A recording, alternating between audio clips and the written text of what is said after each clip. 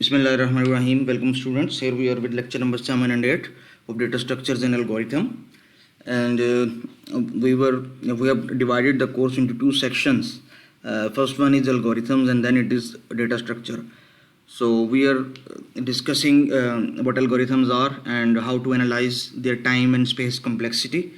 तो उसी सिलसिले में आज का एक अगली सीरीज है एल्गोरिथमिक टूल किट 3 की, जिसके अंदर हम प्रैक्टिकली कुछ प्रोग्राम्स को देखेंगे, कुछ एल्गोरिथम्स को देखेंगे और उनकी टाइम कम्प्लेक्सिटी को फाइंड आउट करेंगे।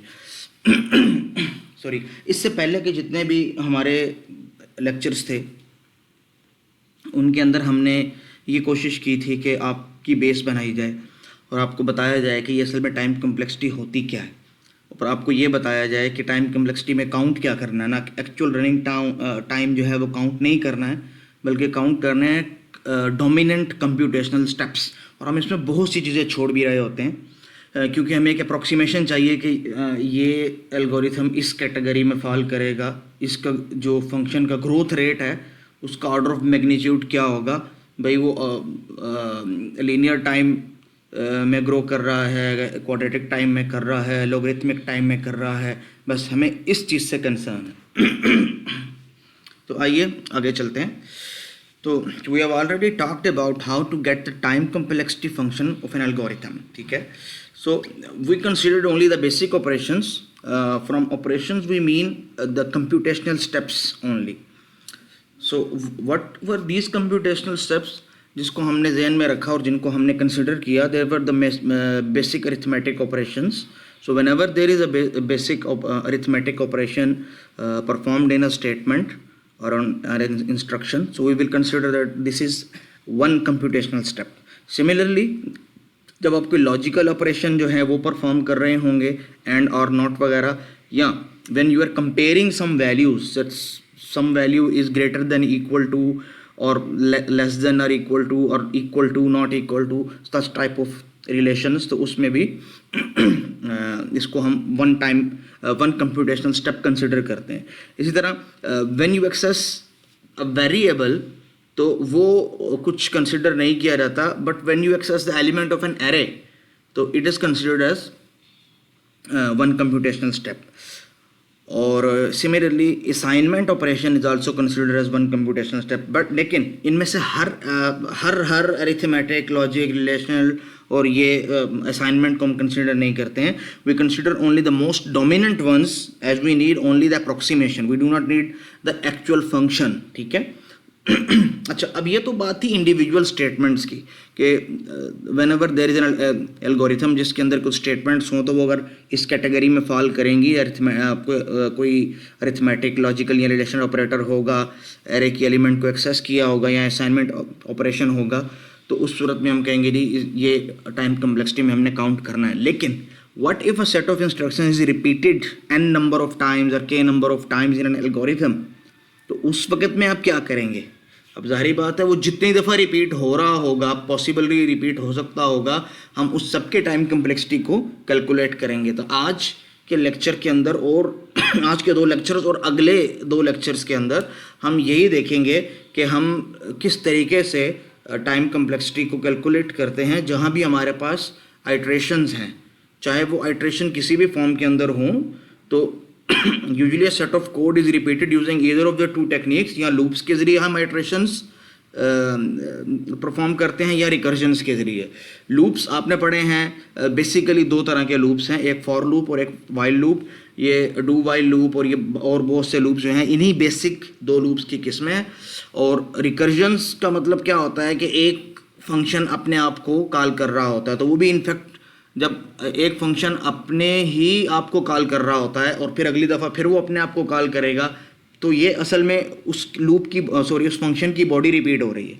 तो चाहे रेपिटेशन, हमने असल में देखना है कि रेपिटेशन को हम किस तरह हैंडल करेंगे, कितनी दफ़ा कोई लूप या रिकर्जन किसी सेट ऑफ कोड को रिपीट करेगी, तो इस चीज़ को हमने आज देखना है, ठीक है। आइट्रेशन क्या होता है कि भाई किसी लूप की, ये एक एल्गोरिथम है ए, तो इसकी बॉडी के अंदर कोई भी स्टेटमेंट है तो वो कितने टाइम्स रन हो रही है, ठीक है।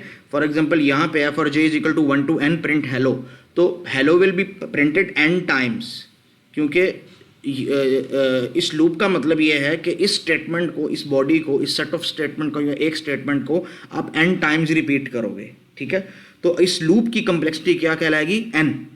इसी तरह यहाँ पे आप रिकर्जन में देख लें कि एक फंक्शन है जिसका कोई पैरामीटर है, n पैरामीटर सपोज, तो वो किसी कंडीशन की बेस पे अपने दोबारा अपने ही आपको कॉल करता है। देखिए a कॉल हो रहा है दोबारा, लेकिन उसमें पैरामीटर मुख्तलिफ हो सकता है, ठीक है। तो रिकर्जन्स को हम फिलहाल सेट असाइड और हम आइट्रेशंस को देखते हैं। तो क्योंकि आइट्रेशन बहुत बेसिक है तो इस वजह से पहले हम आइट्रेशन ही को फोकस करेंगे।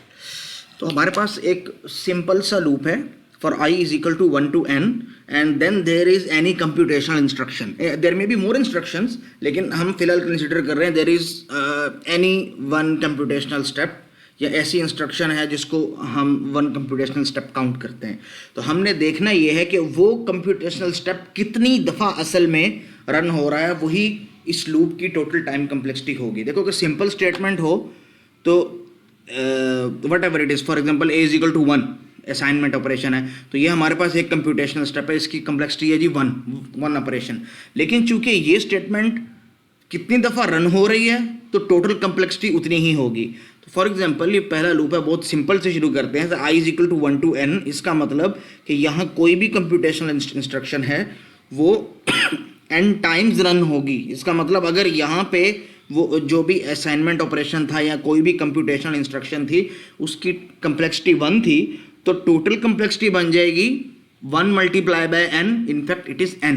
तो time complexity will be n, तो हम इसको लिख सकते हैं ऑर्डर ऑफ n, ठीक है, टाइम कम्प्लेक्सिटी फंक्शन इसका। अच्छा ये याद रखिएगा कि यहाँ हो सकता है 2-3 स्टेटमेंट्स हों, ठीक है।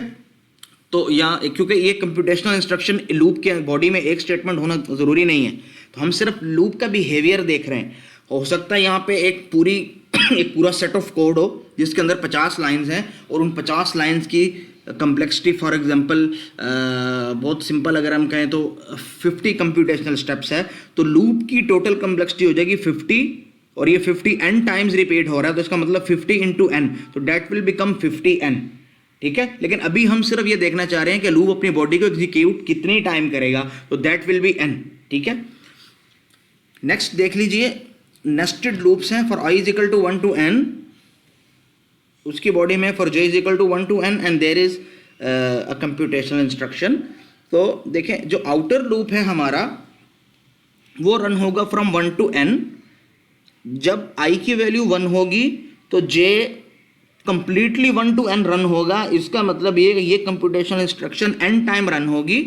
इसी तरह जब i की वैल्यू 2 हो जाएगी तो फिर ये मुकम्मल लूप रन होगा, इंटीरियर वाला। तो ये जो इनर लूप है, तो जब i की वैल्यू 2 होगी तो j की बॉडी के अंदर जो इंस्ट्रक्शन है ये n टाइम रन होगी। Same is the case with every iteration of the outer loop.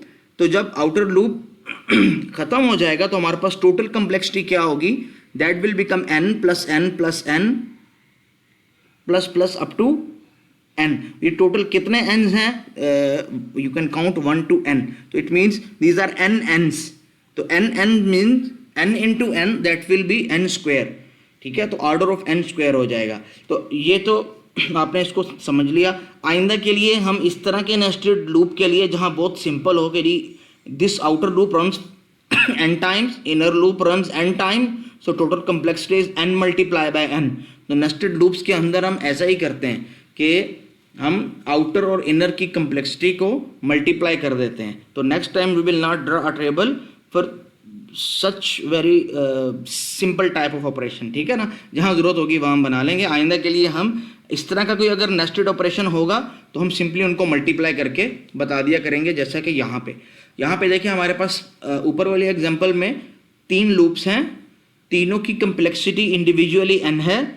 तो n multiply by n, total complexity will become n cube, so it will be order of n3, you can write as big of n3, ठीक है।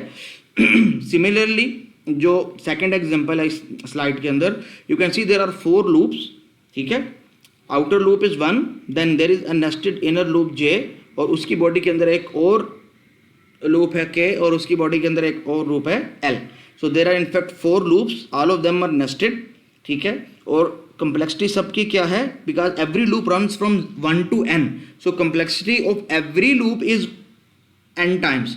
Every loop iterates its body n times, so total complexity will become n into n into n into n, that is n power 4, or you can say order of n power 4. So this is in fact the polynomial time. ठीक है, ये इसको एक और बड़ी आसान तरीके से इसको आप समझ सकते हैं. फॉर एग्जांपल आपके पास दो लूप्स हैं, for i is equal to 1 to 3, और सेकंड लूप है for j is equal to 1 to you can say 5. तो आप उसकी बॉडी के अंदर स्टेटमेंट देते हो प्रिंट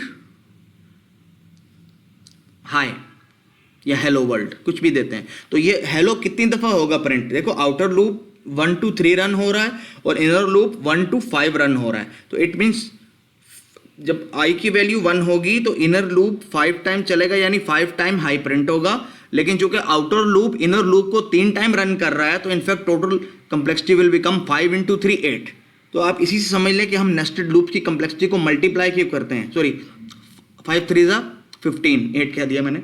तो अब तो 5 3 ज़ा 15. तो जब भी हमारे पास नेस्टेड लूप्स होते हैं इस तरह के, तो उस सूरत में हम दोनों की कम्प्लेक्सिटी को मल्टीप्लाई कर देते हैं. ठीक है, so why we do it, इसको मैंने छोटी सी एग्जांपल के जरिए आपको एक्सप्लेन कर दिया है. ठीक है. अच्छा, हर एग्जांपल इतनी सिंपल नहीं होती.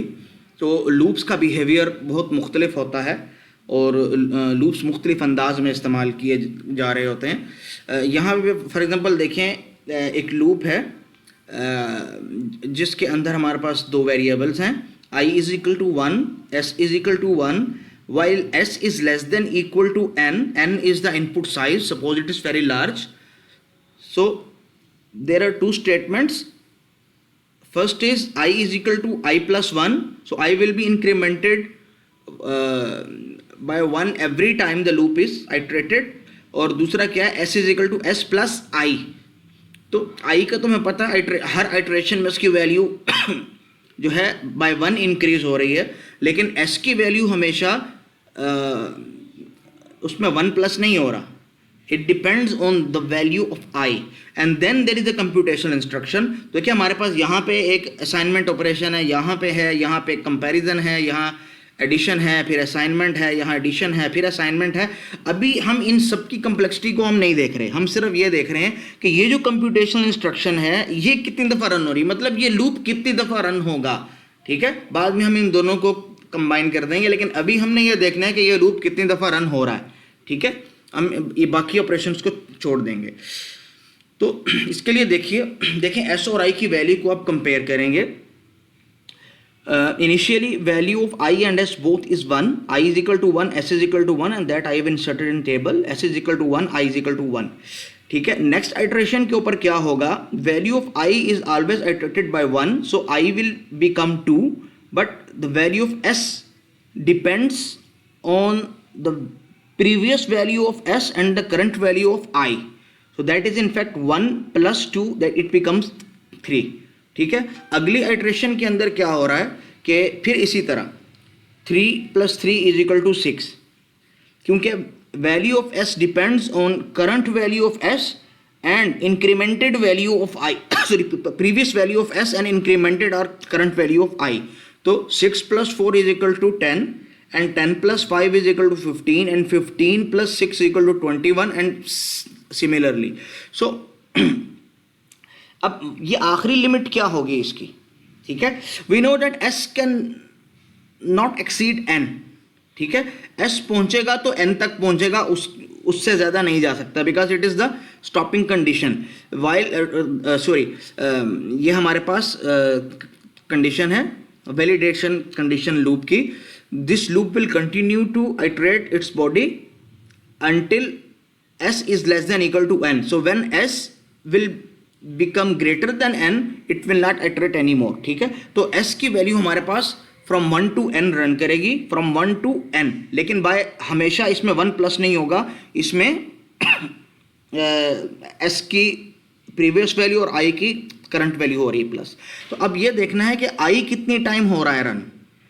ठीक है, देखो i में तो हमेशा इजाफा हो रहा है 1 का, तो i is 1, then 2, then 3, then 4, then 5 up to there is a number, suppose that number is के उस नंबर के लिए हमारे पास लूप खत्म हो जाएगा क्योंकि s की वैल्यू n हो जाएगी, ठीक है, दैट इज अवर सपोजिशन, क्योंकि हमारे पास स्टॉपिंग कंडीशन यही है कि s जो है वो n से एक्सीड कर जाए। तो सपोज s जब n तक पहुंच जाएगा तो उसके बाद मजीद आइट्रेशंस नहीं होंगी, ठीक है, और वो टोटल नंबर क्या होगा, वो टोटल कितनी दफ़ा ये लूप एग्जीक्यूट हो रहा है, तो वो हमें यहाँ पे i के ज़रिए पता चल रहा है। तो loop is executed k times, so this computational instruction is being executed k times, so total complexity is k, so t of n is equal to k, but this is not our answer। उसकी वजह ये है कि जो हमारे पास जो function जो variable है that is n, so we have to express this k in form of n, so unless or until we express this k in form of n,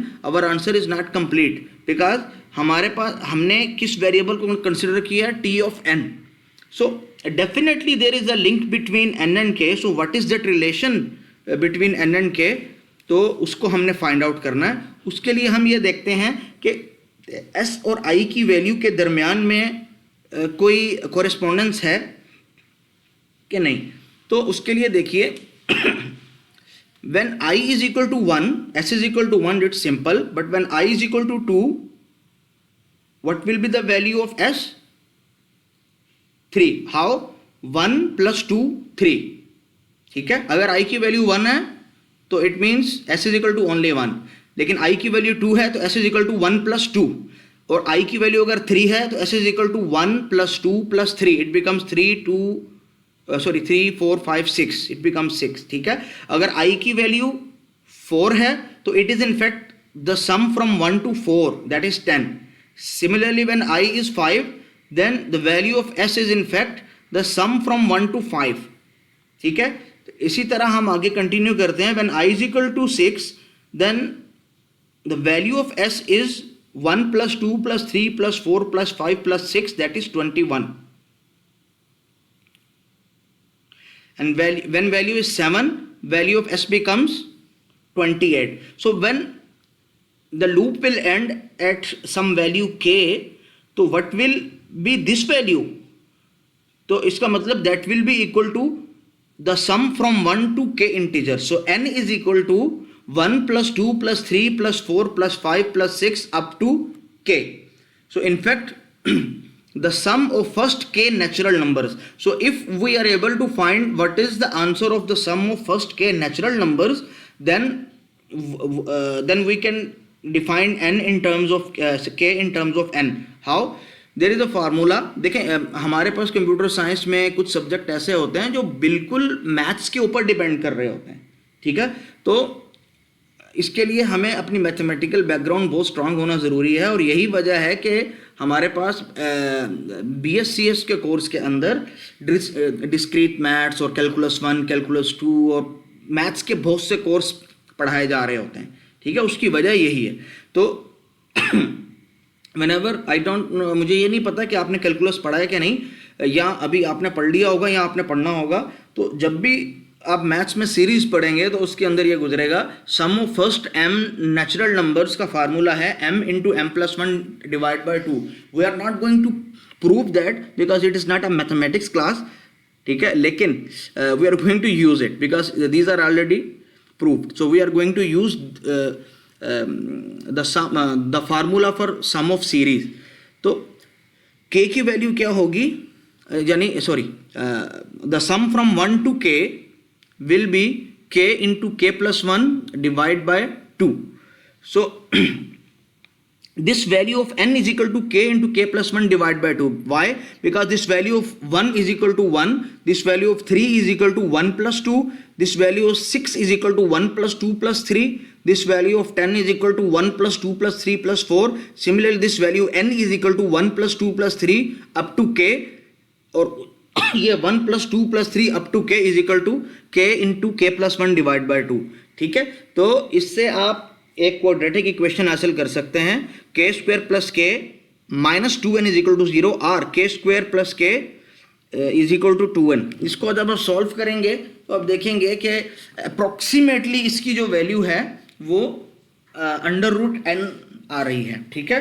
तो इसका मतलब हमारे पास जो टोटल टाइम कम्प्लेक्सिटी होगी, हमने k को in terms of n define कर लिया है, तो हमारे पास टाइम कम्प्लेक्सिटी होगी ऑर्डर ऑफ n, ठीक है।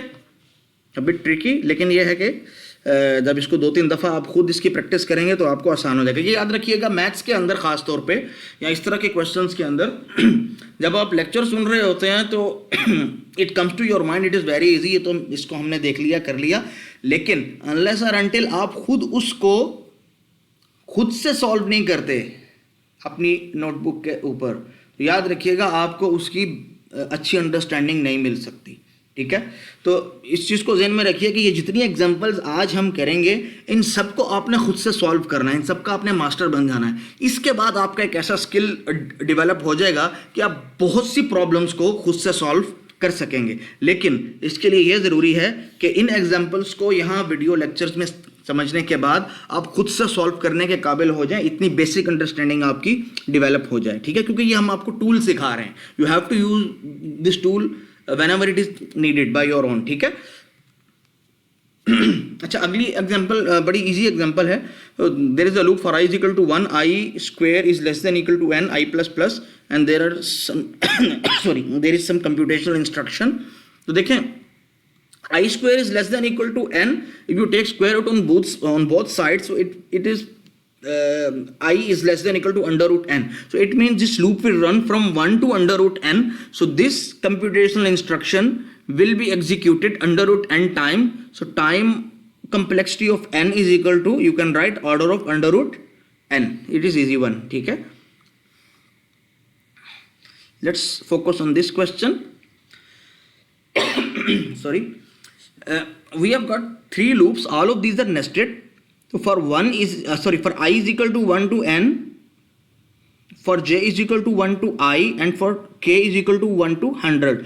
देखो, इससे पहले हमने जितने नेस्टेड लूप पढ़े उनके अंदर क्या था कि हर लूप की जो टाइम कम्प्लेक्सिटी थी वो इंडिपेंडेंट थी, यानी इंडिपेंडेंट इन अ सेंस कि देखिए यहाँ पे I रन हो रहा है n टाइम और j रन हो रहा है I time, and that I is going to change every time.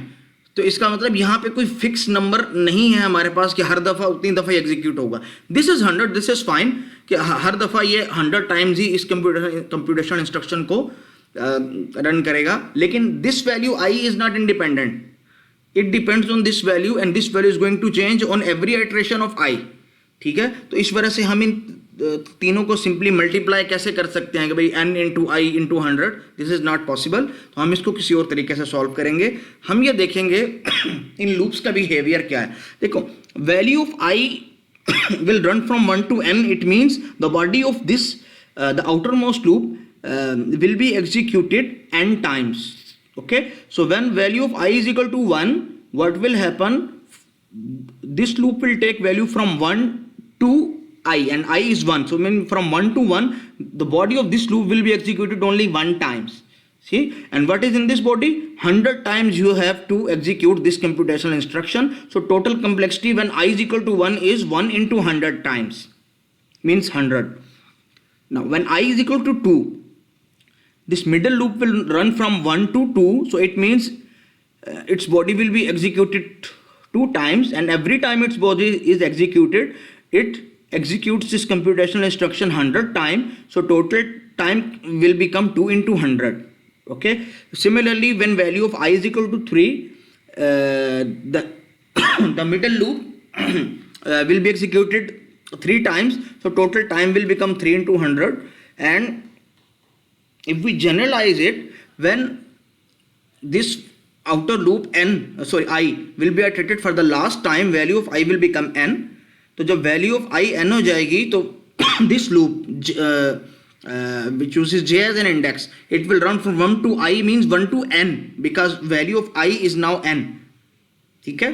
तो और इस लूप के अंदर की जो बॉडी है उसके अंदर क्या हो रहा है जी, 100 टाइम्स ये कंप्यूटेशनल इंस्ट्रक्शन एग्जीक्यूट हो रही है, become n into 100 time. So total time complexity will be 100 plus 200 plus 300 plus 400 up to n into 100. So if we take 100 common, we will get 1 plus 2 up to n. So the sum of first n natural numbers we have studied in the previous slide, it is n into n plus 1 divided by 2. So how to get its order of magnitude? See, this 100 is constant, this 2 is constant.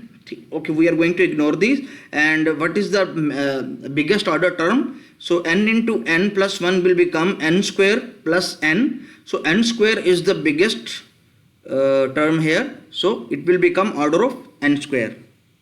ठीक है, ये देखें हमने पहले बात की थी कि हम लोअर ऑर्डर टर्म्स को और कांस्टेंट फैक्टर्स को रिमूव कर देते हैं क्योंकि हमें अप्रोक्सीमेशन चाहिए.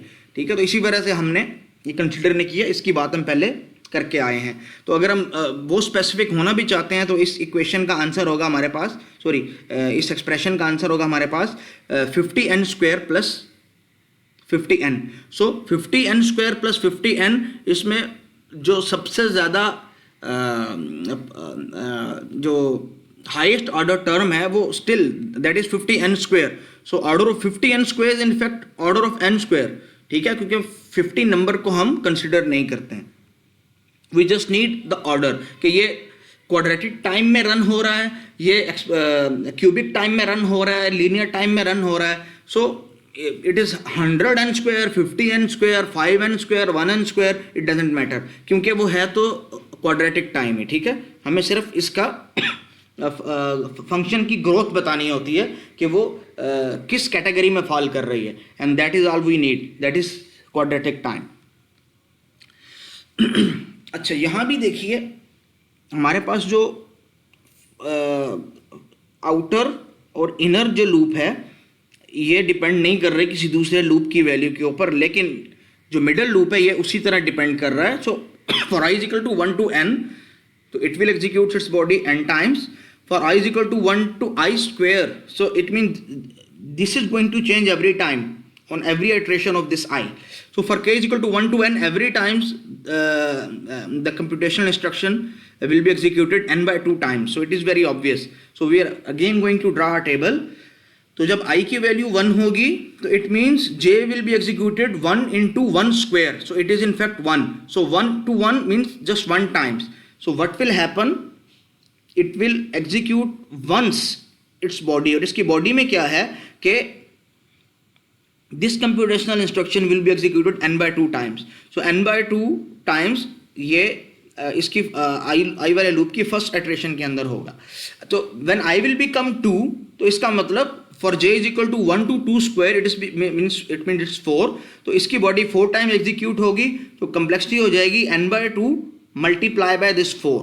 ठीक है, similarly on the third iteration it will become 9. So n by 2 multiply by 9 time, and on fourth iteration it will become n by 2 multiply by 16 time. So if we generalize it on the last iteration, you see जो हमारे पास j की value हमेशा square होती है i से, तो if I is equal to n, j will become n square.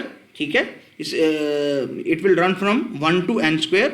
So every time it will execute this computation instruction and n by 2 times. So total complexity will be n by 2 multiplied by n square. So we're going to total this whole complexity.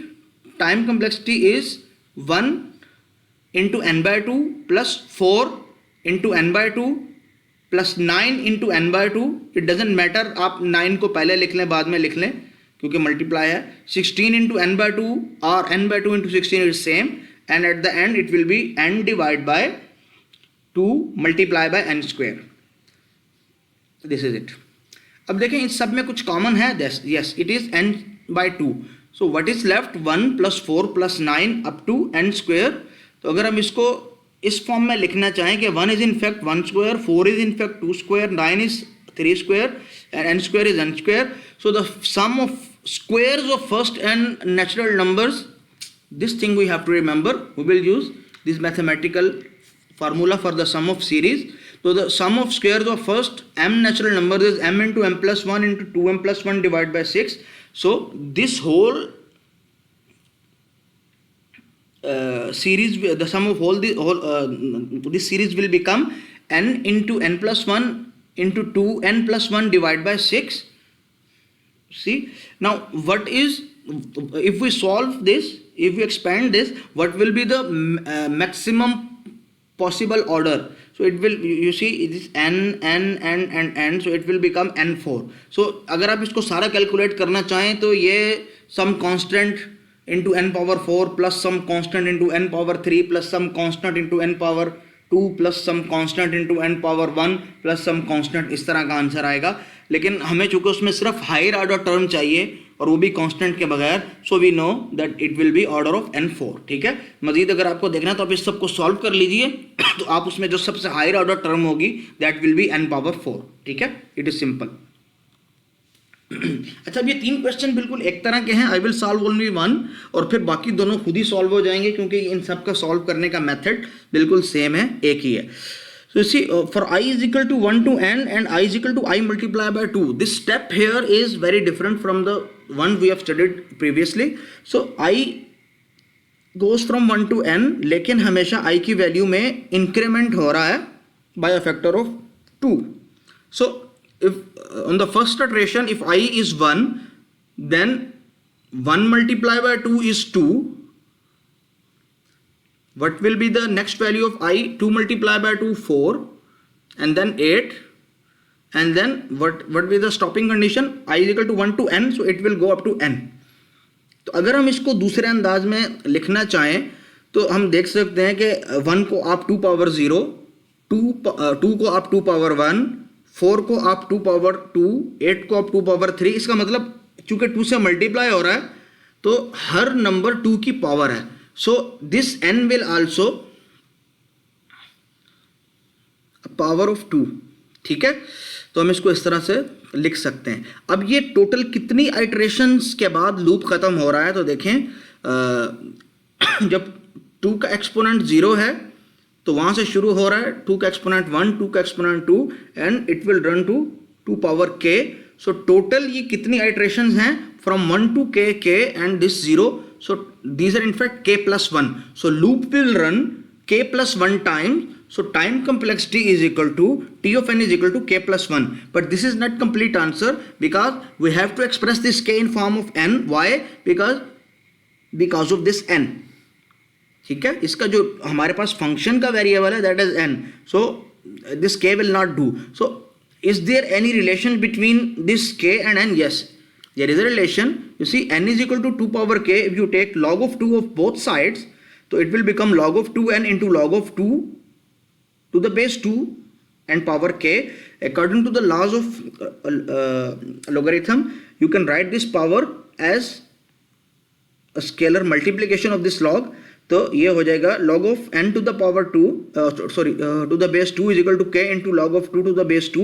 Log of 2 to the base 2 is 1, so k will be equal to log of n to the base 2. So you can write log of n to the base 2 in place of this k. Now we have expressed this k in terms of n. So log of n to the base 2 plus 1, this is the higher order term, so we will consider only this one. We will discard this. So answer is t of n is equal to order of log of n to the base 2. Now see, in the next 2 examples, the value of I is incremented by a factor of 3. So it means if you repeat this whole process, so your answer will become log of n to the base 3. So in generalize, if you are going to multiply something, अगर आपके loop में incrementation हो रही है किसी constant number के multiply होने से, तो the time complexity is in fact log of n to the base that constant number m और k और c और वट एवर इट इज. ठीक है. तो इस चीज को ध्यान में रखिएगा.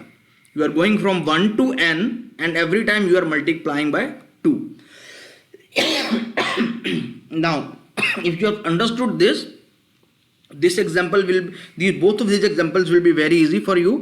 You see, the first example for I is equal to n by 2 to n, it means it will run about n by 2 times because n by 2 is the half.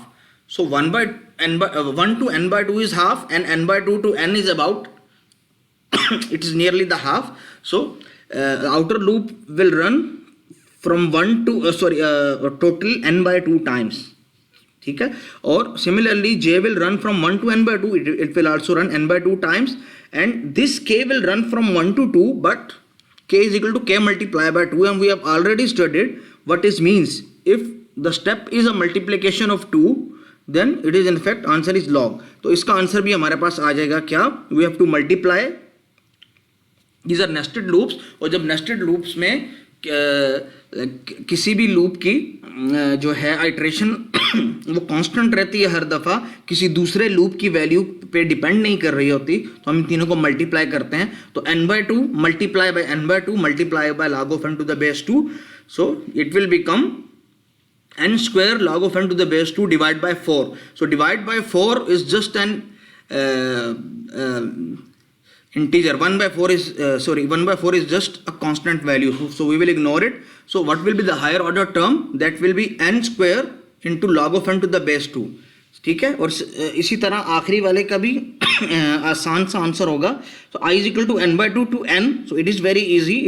The complexity of the outer loop is n/2, and for j is equal to 1 to n, and step is j is equal to 2 multiplied by j, so it is log of n to the base 2 as we have studied earlier. और similarly ये वाला loop तो बिल्कुल यही है, तो it will also be log of n to the base 2. So what will be the complexity? n/2 multiply by log of n to the base 2 multiply by log of n to the base 2. ठीक है, तो it will become order of n into log of n to the base 2 square. ठीक है, we will not consider this divide by 2. Next. अच्छा, अब देखिए अब मेरा आपसे ये डिमांड है कि आप लेक्चर को रोक के इस प्रॉब्लम को खुद से सॉल्व करें, ताकि पता चले कि पिछली एग्जांपल अगर आप लोगों ने खुद से सॉल्व करने में महारत हासिल कर ली है, ठीक है, तो अब आपको आइडिया हो जाना चाहिए कि ये किस तरीके से इसको सॉल्व करना है।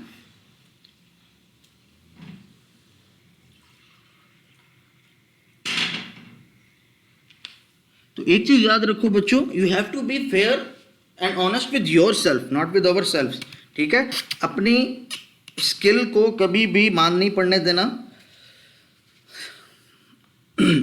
और मैं एक्सपेक्ट कर रहा हूं कि आपने इसको खुद से सॉल्व किया है, ठीक है, वीडियो को पॉज करके। मैं अब इसको सॉल्व कर रहा हूं, लेकिन प्लीज सोल्यूशन देखने से पहले खुद से सॉल्व कर लेना। कोई गलती होगी तो ठीक हो जाएगा, और अगर दुरुस्त होगा तो आपका कॉन्फिडेंस बढ़ेगा उस पर। ठीक है, अच्छा, अब इसको करेंगे क्या? देखिए, हमने अभी पीछे पढ़ के आए हैं कि when there is a step of 2, you are going from 1 to n, and there is a step multiply by 2, तो इसकी कम्प्लेक्सिटी क्या होती है? log of n to the base 2। ठीक है, अगर आप 1 से n की तरफ जा रहे हैं और आप हमेशा i की वैल्यू बाय फैक्टर ऑफ 2 बढ़ा रहे हैं, तो अगर आप इस तरीके से इसको देखें कि for i is equal to n to 1 and you are going to divide this value by 2, तो ये दोनों बिल्कुल सेम है। क्योंकि देखो, आप for example you are climbing stairs, ठीक है, तो आप कर क्या रहे हो? आपने पहले एक स्टेप लिया, फिर आपने 2 स्टेप्स लिए, फिर आपने 4 लिए, फिर आपने 8 लिए, या आपने पहले 8 स्टेप्स लिए नीचे, फिर 4 लिए, फिर 2 लिए, फिर 1 लिए। It is in fact same. If you go from 1 to n and you each time you multiply the value of i by 2, it is just the same कि आप n से 1 की तरफ आए, और चूंकि n की वैल्यू ग्रेटर है, आप उसको 2 से डिवाइड करते हुए आ रहे हैं। तो it is in fact just the same. तो इसकी टाइम कम्प्लेक्सिटी भी क्या होगी? Order of log n to the base 2। ठीक है, इस चीज़ को उम्मीद है आप अच्छे तरीके से अंडरस्टैंड कर गए होंगे। आप इसको इसी तरीके से समझें कि अगर आप एक जगह से अगली जगह पे किसी खास तरतीब से चल रहे हैं और आप उसी तरतीब से वापस भी आ रहे हैं, तो इट मीन्स आपके टाइम में कोई फ़र्क नहीं पड़ा, क्योंकि आपके चलने की तरतीब एक थी। आप छोटे नंबर से बड़े नंबर की तरफ जा रहे थे मल्टीप्लाई करते हुए। अब सपोज करें कि n है हमारे पास 32, तो इनिशियली i 1 है, फिर i क्या हो जाएगा 2, फिर क्या हो जाएगा 4, फिर 8, फिर 16, फिर 32। इट इज़ द सेम कि आपके पास आंसर क्या हो, आपने 32 से 1 की तरफ जाना और आप उसको 2 से डिवाइड कर रहे हो, तो 32 का हाफ 16, 16 का हाफ 8, 8 का हाफ 4, 4 का हाफ 2 और 2 का हाफ 1। सो स्टेप्स वही हैं हमारे पास, वैल्यूज़ वही आएंगी। क्या आएगी? 1 और फिर 2, फिर 4 और फिर 8, फिर 16, फिर 32। ठीक है ना, तो it is just the same, steps उतने ही लगते हैं हमें, ठीक है। तो उम्मीद है ये आपको इसकी समझ आ गई होगी, ठीक है। अच्छा जी, इस एग्जांपल को भी देख लीजिए। For i is equal to 1 to n, so the complexity of outer most loop is order of n. So for j is equal to 1 to n and j is equal to j plus I. So value of j is now the value of this step is depending on the value of this outermost loop. So we will see how these both of these loops behave. देखिए, जब value i की होगी 1 तो j is equal to 1 to n and j is equal to j plus 1. So it means it is just a normal function. तो इसकी complexity होगी n time, तो जब i की वैल्यू 1 होगी तो j n टाइम्स ये हेलो प्रिंट करेगा। हेलो प्रिंट करे या कंप्यूटेशनल इंस्ट्रक्शन हो, आप समझे यहाँ भी कंप्यूटेशनल इंस्ट्रक्शन ही लिखा हुआ है तो आप कंफ्यूज नहीं हो जाएंगे। तो it is in fact n total n iterations या n टाइम्स हेलो प्रिंट हो रहा है, एग्जाम यही समझ लें, या वो कंप्यूटेशनल जो इंस्ट्रक्शन है वो इतनी दफ़ा एग्जीक्यूट हो रही है, ठीक है। अच्छा, जब i की वैल्यू हो जाएगी 2 तो देखें j तो 1 से n तक ही है, लेकिन आपका स्टेप अब आपका स्टेप जो है 1 के बजाय 2 है। तो देखो, अगर आप 1 से 10 तक जा रहे हो और आप एक स्टेप लेते हो, ठीक है, for example n is equal to 10, ठीक है, और आपका स्टेप 1 है तो आप 10 स्टेप्स में पहुंचोगे। लेकिन अगर आप स्टेप को डबल कर दोगे तो आप कितने स्टेप में पहुंचोगे? दिस 10 डिवाइड बाय 2 मीन्स 5, क्योंकि आप एक ही वक्त में 2 स्टेप्स ले रहे हो, ठीक है ना। तो it will become n by 2। और अगर आपके पास मिसाल के तौर पे आप 3 का स्टेप ले रहे हो तो that will be approximately equal to n divide by 3। Suppose n आपके पास 9 है, तो अगर आप एक स्टेप लेते तो आप कैसे पहुंचते? 1 2 3 4 5 6 7 8 9, तो आप 9 स्टेप्स लेते। लेकिन अगर आप एक ही वक्त में 3 का जंप कर रहे हो, because j will be equal to j plus 3 when i is equal to 3, तो आप पहले क्या करोगे? 1 2 3 एक स्टेप, 4 5 6 दूसरा स्टेप, और 7 8 9 आपका तीसरा स्टेप। तो ये आप 9 डिवाइड बाय 3 टोटल 3 स्टेप्स में पहुंचे, तो n डिवाइड बाय 3। तो इसको आप जनरलाइज करें तो आप कहेंगे कि when it will be i is equal to n the last value of this iteration, तो इसका मतलब for j is equal to 1 to n and j is equal to j plus n, इसका मतलब वो जितनी भी टोटल n है उतना बड़ा ये जंप है, तो आप एक ही स्टेप में वहां पहुंच जाएंगे। तो it will become n divide by n is equal to 1 step, ठीक है। तो n डिवाइड बाय n, अब इन सबको अगर आप जमा करें तो आपके पास आंसर क्या आएगा? t of n is equal to n plus n divide by 2 plus n divide by 3 plus n divide by n।